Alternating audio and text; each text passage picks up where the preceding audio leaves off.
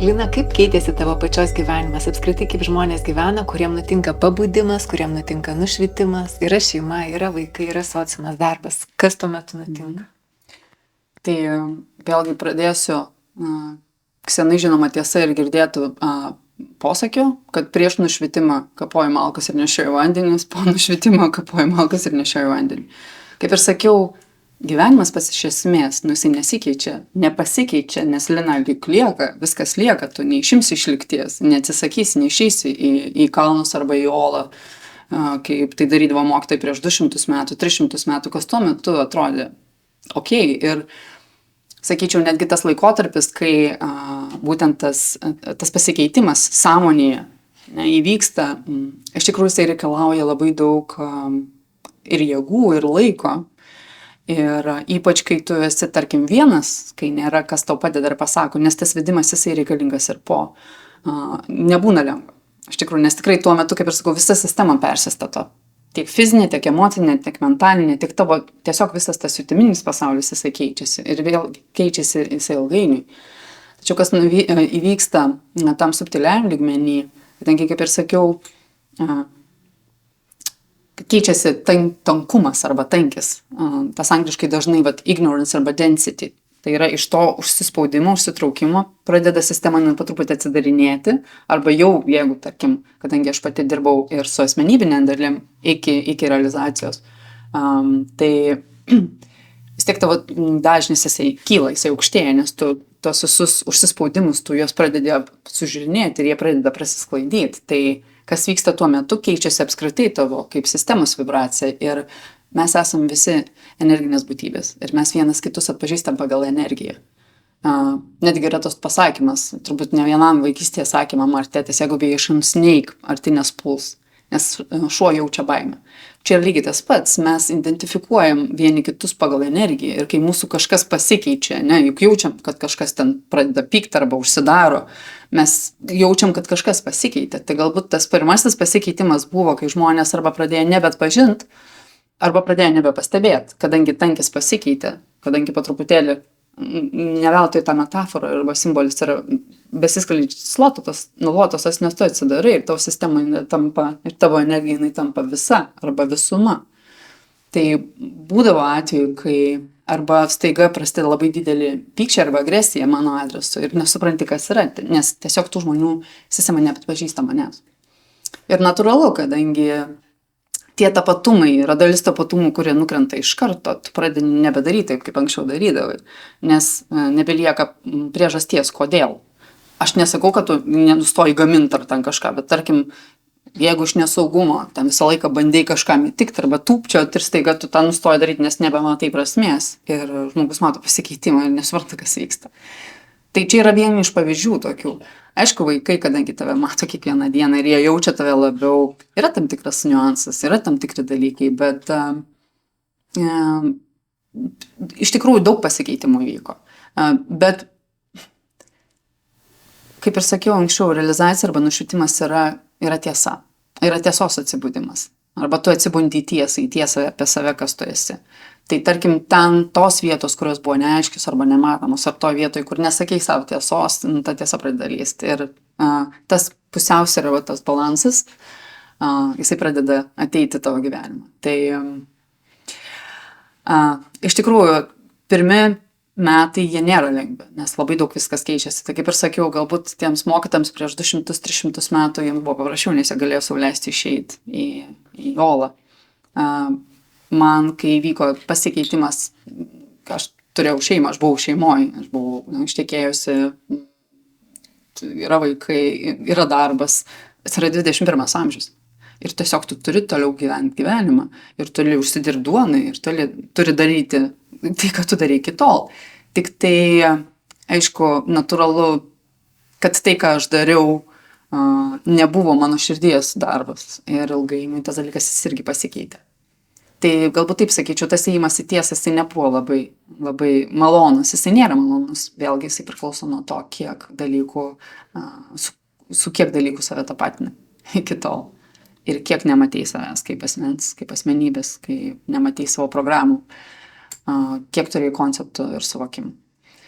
Tai galbūt taip, Bet labai įdomus dalykas, kad ta tiesa, vėlgi, jinai atsiskleidžia įvairiuose lygmenyse ir tarkim, yra žmonių, man brangų draugų, su kuriais buvom atitolę arba išsiskyrę ir kai vyko tas pasikeitimas sąmonėj ir aš kaip pradėjau mokytojos kelią, jie pas mane atėjo, grįžo ir jie atėjo kaip, nenorėčiau sakyti žodžių mokiniai, nes tas mokinys jis irgi labai toksai savotiškas terminas, kaip kelio ėjai, arba jie atėjo ir jie dabar yra tarp žmonių, kurie ateina į meditacijas ir vaikšto į retrytus. Taip kad labai daug kas pasikeitė, bet iš kitos pusės niekas nepasikeitė, aš toliau esu mama. Ir kai ką mama ir toliau ir būsiu, nes jie manęs tiesiog kitokios nepažįsta. Tu duodi žmonėms šaktipatus. Kas tai yra? Kas tai per malonę? Taip. Tai šaktipatas, jeigu taip trumpai, yra iniciacija. Iniciacija arba energijos perdavimas, nes pats žodis šaktipat iš sanskrito kalbos išvertus reiškia šakti energijos perdavimas. Aš gal norėčiau tokią remarką palikti čia, kad tuos žodžius, kuriuos vartoju aš, jie yra gana dažni ir žinomi dvasinėme pasaulyje, bet tai nereiškia, kad tas kelias, kad šakti kelias arba apskritai tas dvasingumo kelias, jisai būtinai turi būti susijęs su hinduizmu ar su kokia nors rytų filosofija. Tie žodžiai jie tiesiog tapę bendriniais. Nes mes visose religijose, visose doktrinose, visose filosofijose ir senovės civilizacijose, tiek Egipto, tiek Šumerų, tiek Asirų mes galėtumėm rasti tą pačią informaciją. Vėlgi, gal pas mus tiesiog dar vienas konceptas, kad visa tai, kas yra šakti, arba visos tos iniciacijos daršanų, jie būtinai turi būti atėję iš hinduizmo. Tai šaktipatas, kaip ir sakiau, tiesiogiai reiškia energijos perdavimą. Tai jeigu prisimintumėm truputėlį senos graikų mitologiją, buvo toksai dievas Prometėjas, kuris nešė dievų ugnį žmonėms ir ją dalino.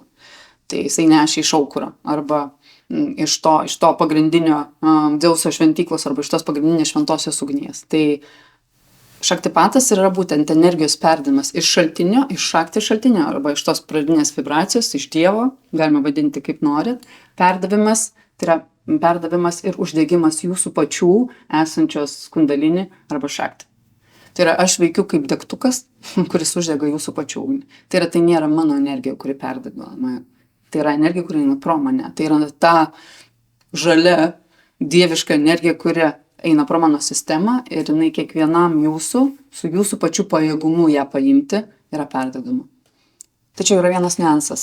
Aš vis tiek esu kanalas, per kurį yra perduodama energija. Ir aš esu moteris ir aš esu vis tiek atskiras individas, kuri turi tam tikrą savo vibraciją ir tam tikrą atspalvį energijos. Tai ta šakti, kuri eina per mane arba pro mane, jinai turi ir mano pačios atspalvį, kuri turi tam tikras savybės ir tada sistema, jinai priima ir reaguoja būtent tas savybės. Ir kadangi tos savybės, kurios eina pro mane, jos turi tą aspektą arba tą tendenciją pajudinti būtent tą tapatumą arba pajudinti tą programą arba pajudinti tai, ko mes apie save anksčiau nežinojom, tai ta tendencija jinai išlieka. Tai tarkim žmonės, kurie gauna šaktipatą pro mane, tai yra pažadinama kundalinė, yra pažadinta sąmonė, bet kartu yra pažadinama žmogaus sistema. Ir tam tikri jos aspektai, kuriuos jis turi pamatyti ir jų atsitapatinti. Čia labai techniškai. Ar tai yra egregoras irgi, ar tai kažkas dar kitaip? Nes kaip ir žinom, kad mokytojai, vedliai, sistemos dažniausiai kaip ir egregoras, kuris tau duoda, bet realiai ir tu duodi, ar ne? Mes žinom, kad iniciacijos tai nėra šiaip vienpusis mainas. Kas tai yra šiuo atveju, tavo atveju? Aš esu tik kanalas. Aš nieko negaunu. Ne, bet aš žinau, matau, kas vyksta tuo metu, bet aš esu įrankis. Per mane, pro mane eina. Tiesiog tokia mano paskirtis. Aš suprantu, galbūt daugumai yra sudėtinga suvokti, o tai kas tau iš to?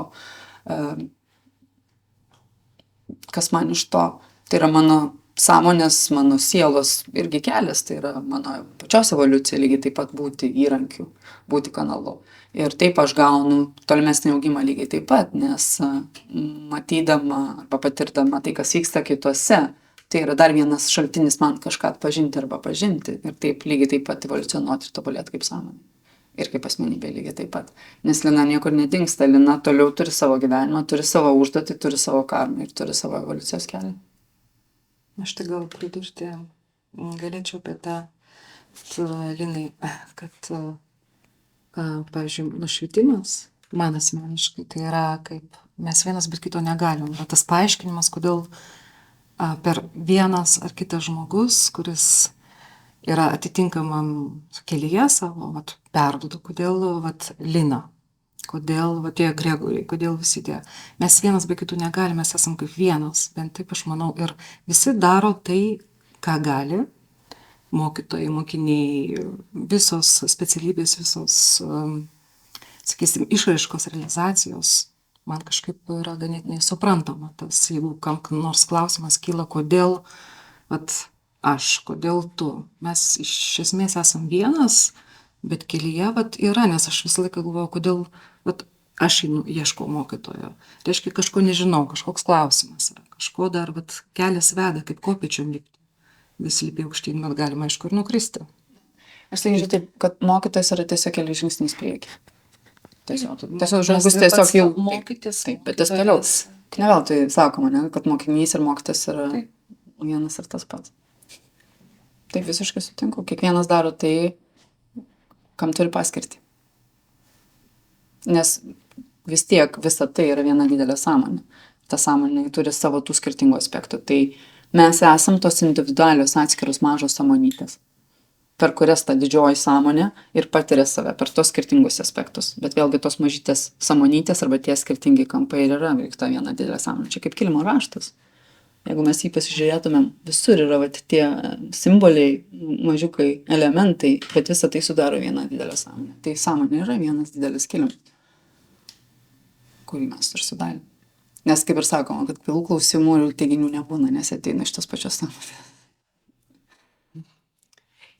Mes dabar sėdim nuostabioj galerijoje, Cinta Gallery, ir čia, vat, kas eina, žmonės visi jaučiam, kad tie daiktai yra pakrauti energija. Ta prasme, čia ne šiaip yra daiktai, tiesiog yra magiški daiktai, atrodo taip. Ir jaučiasi taip. Ir aš žinau, kad tu, Lina, turi savo, vadinkim, prekės ženklą, kur irgi pakrauni daiktus, ar ne? Tai noriu, vat, tą temą apie daiktus, realiai mes kiekvienas kuriam, kažkas kuria puodelius, ar ne, kažkas kuria sukneles, kažkas mes kuriam programą apie energetinį pakrovimą. Ar yra taip, kad realiai viskas, ką mes kuriam, yra pakrauta ir realiai mes gal pagal tai netgi renkamės pagal dažnį, ką mes įsigijam, ką pritraukiam? Taip, tu visiškai teisi. Kaip ir minėjau anksčiau, kad viskas yra energija, net ir moksliškai įrodyta. Skirtumas tarp energijų yra tik tai jos dažnis ir intensyvumas. Tai yra forma, ne? Kitaip tariant, tai yra energija juda banga. Tai vat kiekviena ta banga, jinai turi savo skirtingą formą, bet jos esmė yra energija. Ir tai nėra energijos taškai, tai yra energijos laukas. Tai yra tas laukas, jis tai būtent tas bangavimą ir primena. Tai kai kiekvienas ateina su savo energija, jisai palieka įspaudą, tam tikrą įspaudą tam energiniam lauke.